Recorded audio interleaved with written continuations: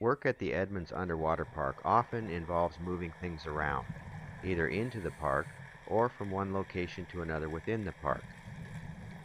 On this day, our task was to move a very large chunk of concrete from one location within the park, about 200 feet to the top of a feature called the pontoon.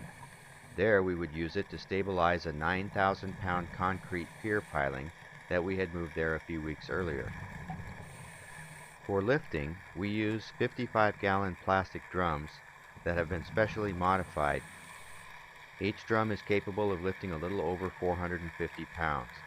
For this job, we brought 3 drums because the concrete chunk weighed about 1,000 pounds dry, slightly less underwater, so 2 drums might not have been enough. The first step in the process was to tie ropes securely around the piece and attach the ropes to the lifting drums.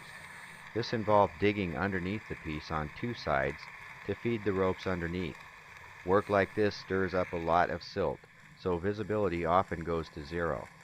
And the silt permeates every piece of dive gear. So after every workday, the divers need to carefully clean all their gear to avoid a malfunction caused by a buildup of silt and sand. The local residents grudgingly put up with the workers because they know that each job usually results in a new nesting spot or observation platform. After all of the ropes are secured, air is added to the drums using a scuba tank designated for the purpose. Air is added to the drums in a way that causes one end of the piece to rise off the bottom first. This prevents a suction from forming underneath the piece and making it more difficult to lift. As more air is added, the piece begins to lift off the bottom. Air has to be added carefully because as the drums rise, the air inside of them expands and they become more buoyant. Using translucent drums allows the divers to see how much air is in them. As the piece rises to the surface, everyone clears out in the event that the ropes come loose or break.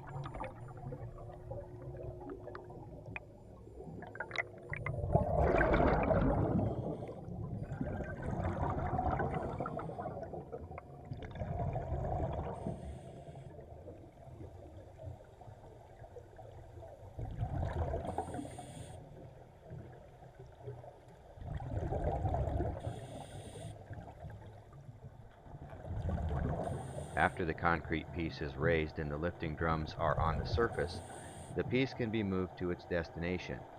One diver swims the piece, while another on the surface tows the lifting drums and navigates.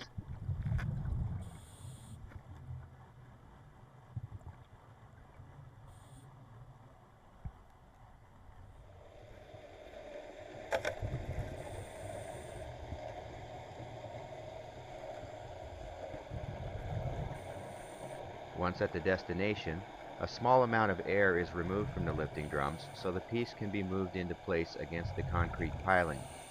When it is in position, the remaining air is removed from the drums and it settles into place.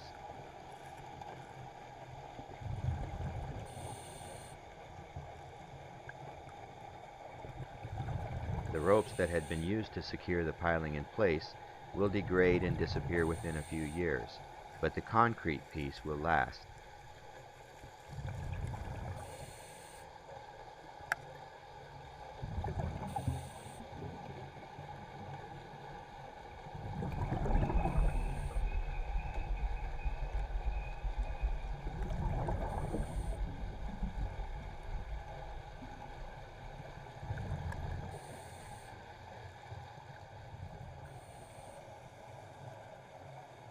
The last step in the process is to untie the ropes from the drums and haul away the gear.